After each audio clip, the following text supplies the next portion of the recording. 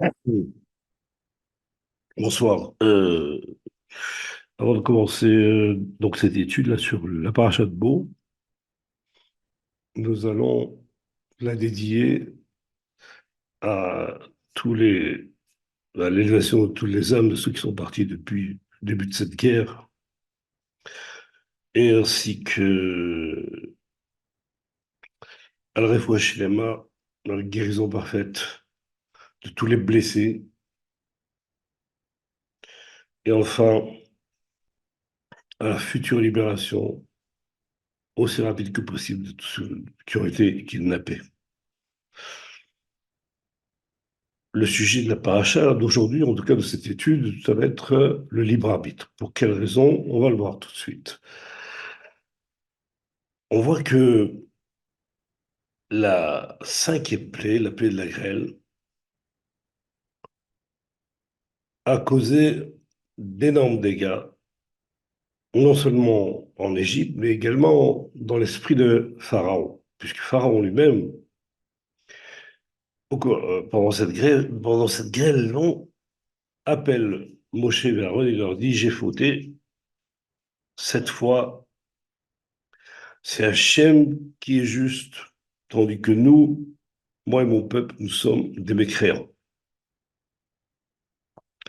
Intervenez auprès d'Hachem pour qu'il mette fin à son vacarme et à la grêle, et je vous enverrai. Vous ne serez plus retenus. En réalité, lorsqu'on observe, lorsqu'on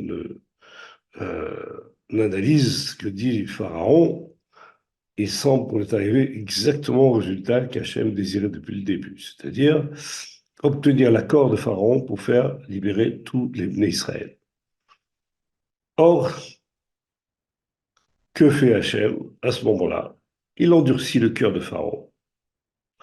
Et en endurcissant le cœur de Pharaon, il va empêcher Pharaon de libérer les Bnei Israël, mais en réalité, il va empêcher la libération, qui est le but de tout ce qui était entrepris avec Moshe au départ. Pourquoi retarder ou empêcher? Pourquoi avoir endurci ce cœur? C'est la question que l'on va poser. Alors, on aurait pu penser, comme je l'ai lu, que c'était pour punir Pharaon, que pendant les premières plaies, c'est lui qui avait endurci son cœur, qu'à partir de là, c'est Akadosh Baruch Hu qui va endurcir ou alourdir son cœur. Et donc, c'est une sorte de punition qu'on donne à Pharaon. Mais en réalité, ça va être difficile de dire cela parce que dès que Moshe s'est présenté à Hachem et qu'il a été envoyé par lui,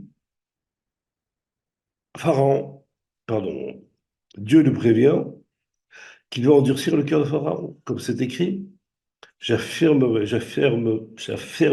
son cœur et il ne renverra pas le peuple.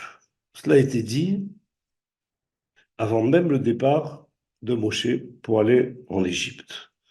Ce qui signifie que ça a été programmé, planifié par Hachem directement. Il avait prévu dès le départ d'endurcir le cœur de Pharaon. Et donc là, on ne comprend plus.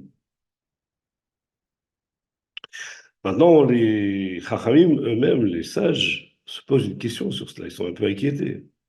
Et ils ont dit dans Shemot Rabbah, cela va donner des arguments aux hérétiques, car ils pourront toujours dire qu'on les a empêchés de se repentir. Comme si un enfant vous disait, écoute papa, si j'ai fait des bêtises, c'est pas ma faute, je suis né comme ça, ou on m'a empêché de me repentir, je voulais me repentir de ma faute, mais on m'a empêché de le faire. Hacher va beaucoup plus loin, Ravalcher dans Shemot, 10e Pérec, et il dit comme ça, il dit, le cœur des hommes ne risque-t-il pas de se remplir de découragement et de se dire, voilà que le juge de la terre prend possession du cœur de l'homme, jusqu'à ce qu'il en vienne à fauter, et ensuite le punit pour cette faute. En réalité, c'est ce qui se passe. Pharaon arrive, il voulait libérer les Hébreux parce qu'il a été impressionné par la plaie de la graine, et Dieu l'en a empêché. Et après, il va le punir parce qu'il va dire pourquoi tu n'as pas libéré mon peuple, alors je vais te soumettre à une autre plaie, encore une nouvelle. Et les plaies vont se succéder les unes après les autres, et chaque fois, Dieu va intervenir pour endurcir le cœur de Pharaon. Or là, dans la crainte que montrent les frères Hamim, comme quoi l'homme ne serait pas libre de se repentir, puisque Dieu va l'empêcher, se pose la question beaucoup plus générale du libre arbitre. Si Hachem intervient dans le cœur de l'homme, c'est qu'il ne laisse pas le choix. C'est Dieu qui décide. Et donc tout le sujet de notre étude ici va être essayer de comprendre ce qu'est le libre arbitre, si on en a, et à quel moment on en a, si on en a. Alors pour cela, on va passer par des exemples très très simples qui vont nous montrer que notre liberté n'est pas si évidente. Le premier exemple, c'est le choix qu'on propose à un homme de deux emplois. Le premier emploi est facile et bien rémunéré, et le second est difficile et mal rémunéré. Est-ce que la personne se trouvant devant ce choix possède un choix en réalité? Il est évident que son intérêt, c'est d'aller vers l'emploi facile et bien rémunéré. Donc il n'y a pas de choix dans ce cas-là. Par contre, si on prend une autre configuration où on a un travail, un emploi qui lui est bien rémunéré mais qui est pénible, et un second qui lui est commode, c'est un emploi qui est commode pour lui, mais qui est mal rémunéré. Alors là, c'est un peu plus compliqué. Pourquoi? Parce qu'on va voir que le choix va dépendre d'autres facteurs. Facteurs qui sont, par exemple, que la personne est de constitution faible, donc faire un travail pénible, elle ne peut pas le faire, donc elle va se reporter sur le travail qui est plus commode. Et d'autres facteurs, comme par exemple, quelqu'un qui aime l'argent, quelqu'un qui a une bonne santé, etc., va prendre le premier travail, même si c'est pénible, puisqu'il va gagner beaucoup plus d'argent. Donc on a ici deux configurations. Cette deuxième configuration, on pourrait penser que l'homme a choisi. Il a choisi que ce serait mieux pour lui de faire tel travail plutôt que celui-là.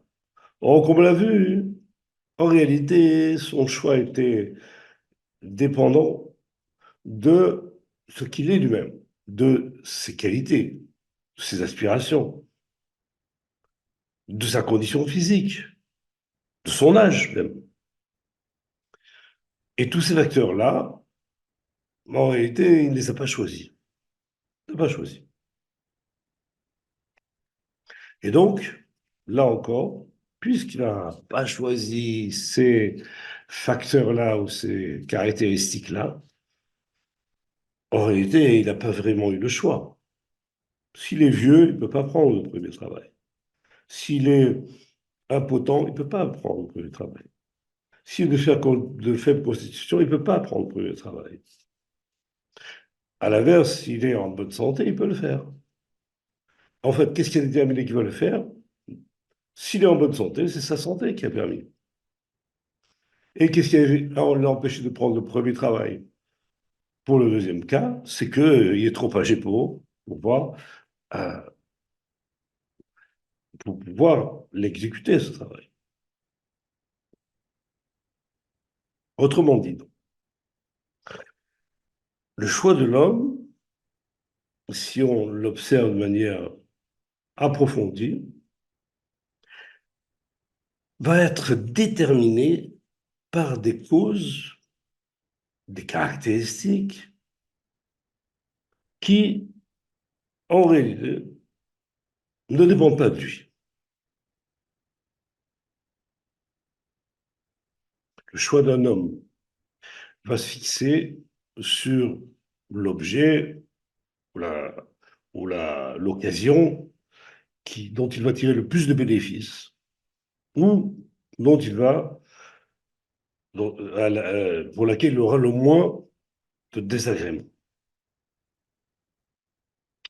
Donc, pour conclure, l'homme va toujours choisir suivant ce qui s'appelle son intérêt personnel. Or, cet intérêt personnel dépend de la personne. Et il est entièrement dépendant de ce que l'homme est. Comme on l'a vu, ça peut être sa constitution physique, sa sensibilité, son caractère, son intelligence, etc., qui eux-mêmes dépendent de facteurs qui découlent de son âge, par exemple, de son milieu familial, de son éducation, de son milieu social. Or, tous ces éléments-là, toutes ces caractéristiques, toutes ces conditions préalables, il ne les a pas choisies. Son choix, donc, sera déterminé par des caractéristiques ou des éléments qu'il n'aura pas choisis. Dès lors, est-ce qu'on pourra dire que cet homme a un libre arbitre? Autre chose. On aurait pu penser, par exemple, que les actes de générosité, quelqu'un qui est généreux, a priori ne fonctionne pas en fonction de son intérêt personnel, mais pour le bien des autres. Or, sur cela, viennent nos sages, et ils disent dans Zohar, même ceux qui s'impliquent dans la Torah, donc Talmidei Chachamim, on va dire comme ça, toutes les bontés qu'ils prodiguent, c'est dans leur propre intérêt qu'ils les prodiguent. Ça signifie quoi? Ça signifie que on peut arriver à faire quelque chose qui est bon pour l'autre et en même temps qui est dans notre intérêt personnel. C'est pour moi que je le fais.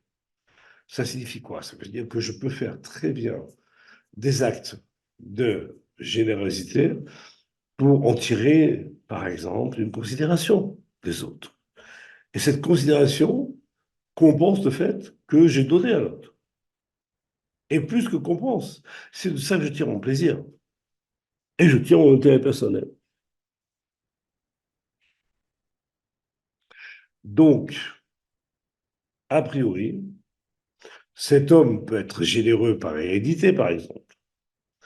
Et donc, tout acte que l'on produit, tout ne résulte pas d'un choix libre, mais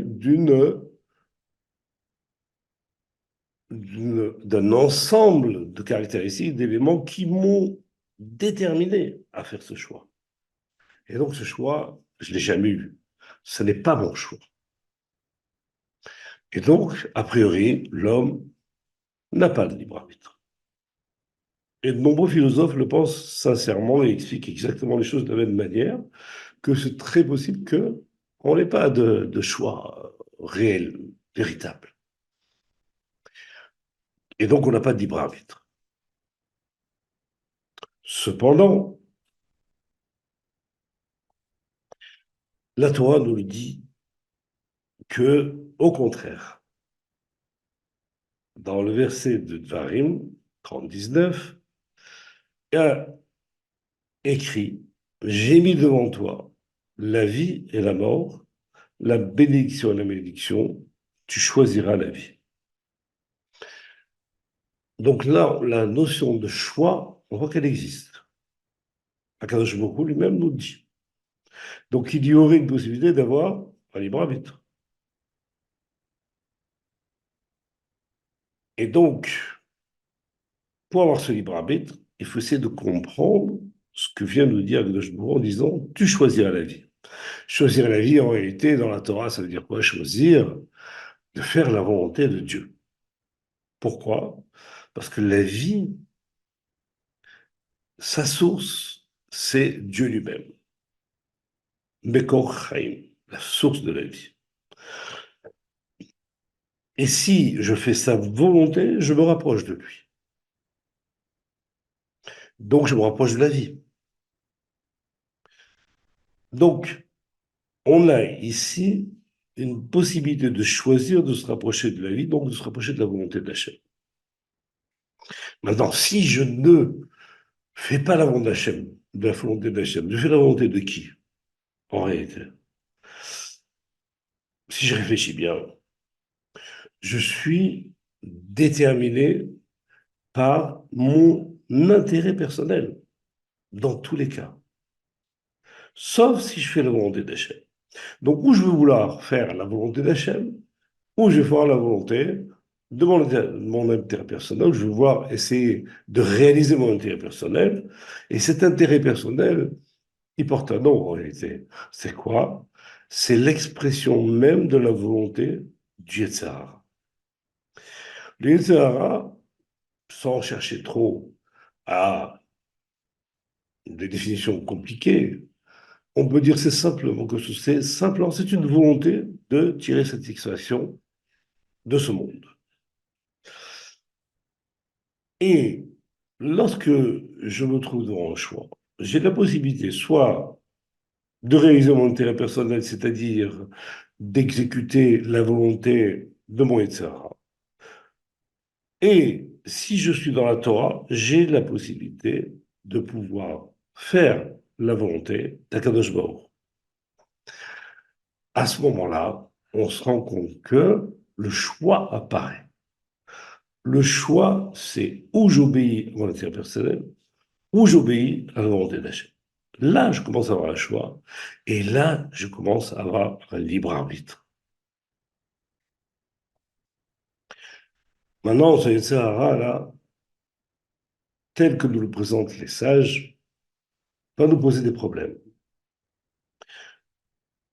Les premières paroles des sages qui nous mettent en relation avec ce Sahara, il vient nous dire que le penchant au mal de l'homme accroît chaque jour son emprise sur lui. C'est-à-dire que on a dans le Sahara ce qui est considéré comme mon intérêt personnel, un accroissement de sa force. Et plus il est fort, plus je vais avoir tendance à vouloir lui obéir à lui, et non pas à Kadosh Baruch Hu, à Dieu. Et même un fidèle assidu dans la Torah va, sans s'en rendre compte, rester sous l'indemnisation de son Yetzirah. Comment c'est possible? Tout simplement, le Yetzirah va suivre une ligne qui fait que l'homme doit se détacher d'Hachem pour venir vers lui, Yetzirah. De quelle manière? Par exemple, il se peut que le Yetzirah dise à un Talmid Chacham, à quelqu'un qui étudie, écoute, vas-y, montre combien tu es intelligent. Montre ton esprit, combien il est vif. Montre aux autres comment tu es capable de résoudre les problèmes que pose la Gemara ou le Tosfot. Montre-le. En lui disant ça, le Yetzirah va pousser l'homme à l'orgueil, c'est-à-dire à se montrer devant les autres, à être considéré devant lui, etc. Or, ça, c'est une caractéristique qui est de l'homme, l'intérêt personnel de l'homme, que les gens considèrent, que les gens lui fassent de l'honneur. Et donc, cet honneur, cet orgueil, automatiquement vont éloigner l'homme de Hachem. Donc, on voit qu'il y a une mise en garde que nous donnent ici les sages sur le fait que Yetzirah grandit tout le temps. Or, nous, les sages encore nous le disent, nous devons agir de sorte que nos actes soient accomplis au nom du ciel, c'est-à-dire pour faire la volonté de Dieu. Ça, c'est notre raison d'être. C'est à cela que l'on doit arriver. Maintenant, donc, pour cela, pour pouvoir échapper à cela, il faut échapper à son etc., échapper à son emprise, à son joug, à son intérêt personnel. Comment faire? En réalité, on n'en a pas la force. Les sages nous préviennent tout de suite, on ne peut pas y arriver. Ils le disent sous cette forme. Si ce n'était l'aide qu'il reçoit d'Hachem, l'homme ne pourrait pas résister au Yitzhara. Impossible.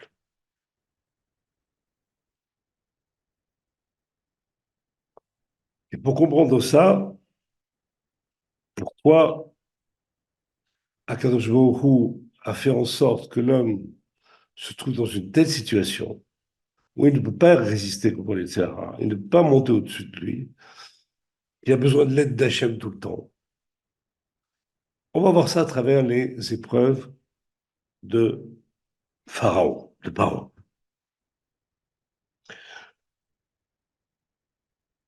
Paro, lorsque la plaie est insupportable, il va céder et obéir à la volonté d'Hachem.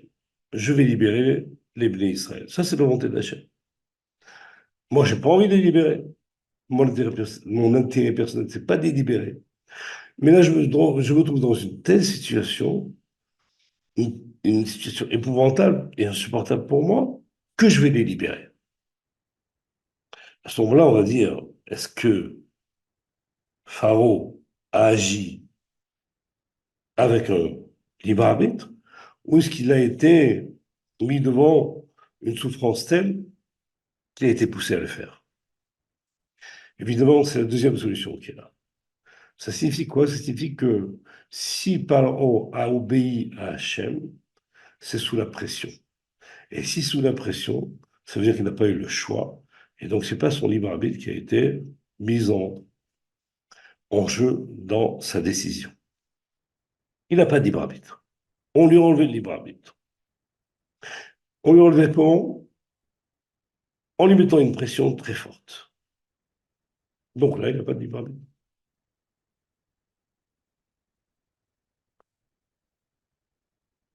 Que fait Hachem? Il endurcit son cœur. Pourquoi il endurcit son cœur? Endurcir son cœur, c'est redonner de la force à sa volonté, à la volonté de son état, on va dire comme ça, on lui redonner de la force afin qu'il puisse avoir de nouveau le choix. Est-ce qu'il va choisir d'aller selon Hachem ou est-ce qu'il va choisir d'aller selon le Yetzirah? Et ça, si Dieu n'avait pas endurci son cœur, c'est-à-dire donné la force au Yetzirah, il n'y aurait pas eu de libre arbitre. Il n'aurait pas pu choisir, comme on l'a vu plus haut.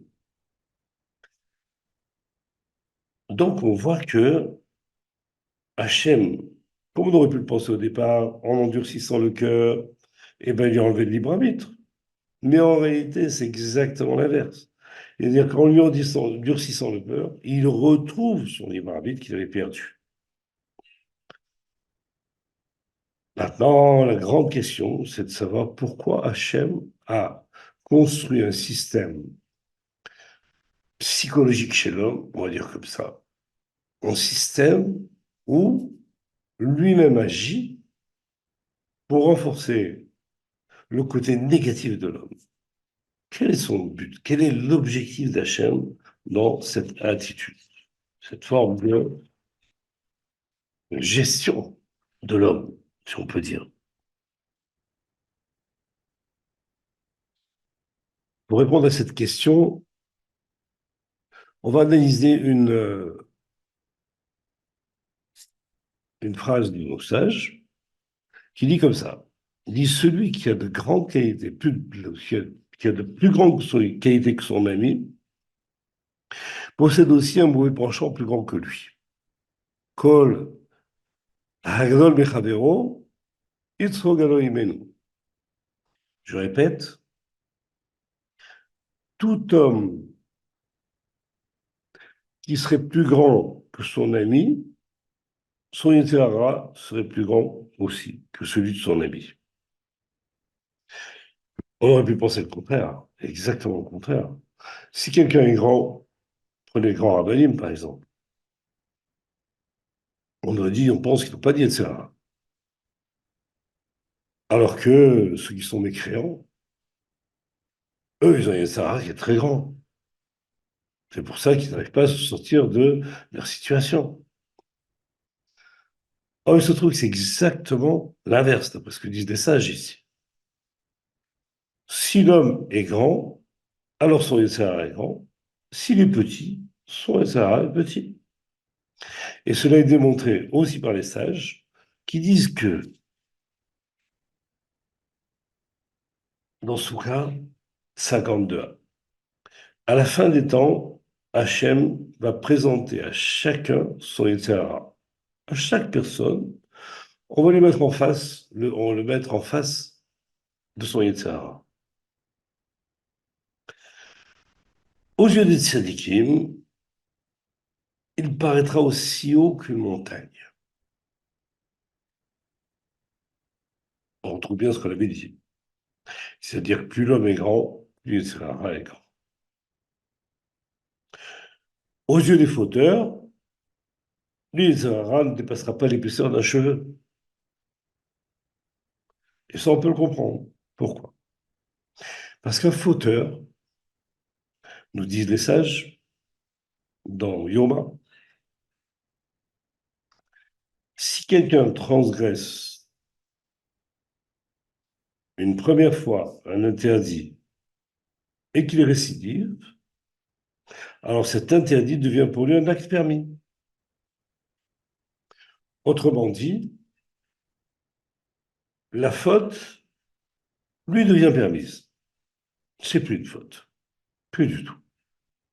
Si ce n'est plus une faute, il n'aura pas à lutter contre quoi que ce soit pour la faire. Son Yetzer Hara ne va pas l'empêcher de ne pas la faire.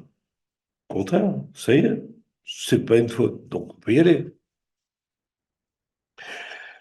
Et donc on voit bien que en réduisant les fautes à des permissions, on n'a plus de lutte du tout avec son Yetzer Hara. Quand est-ce qu'on a une lutte? Quand on sait que c'est une faute et qu'on a peur de le faire. On a une lutte. Est-ce que je vais faire la volonté d'Hachem et me retenir de faire la faute? Ou est-ce que je vais faire la volonté de mon Yetzer Hara qui, lui, doit faire la faute?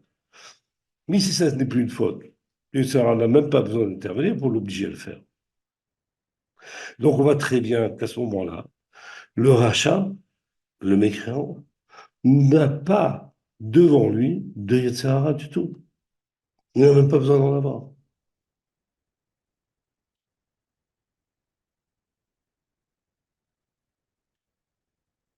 C'est pourquoi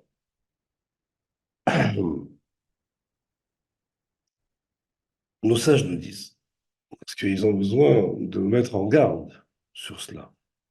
On peut très bien vivre dans une société qui est religieuse et ne même pas se rendre compte qu'on a Yetzer Hara.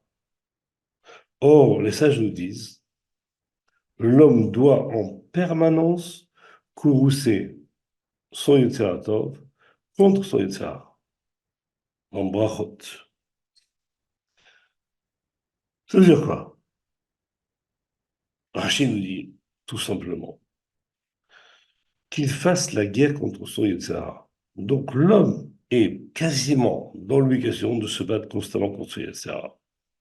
Mais évidemment, on peut se battre contre quelqu'un que s'il est là devant nous. Mais si je ne sens pas que mon Yetzer Hara veut me tuer, ça signifie qu'il a déjà pris Il a l'emprise sur moi, tout simplement.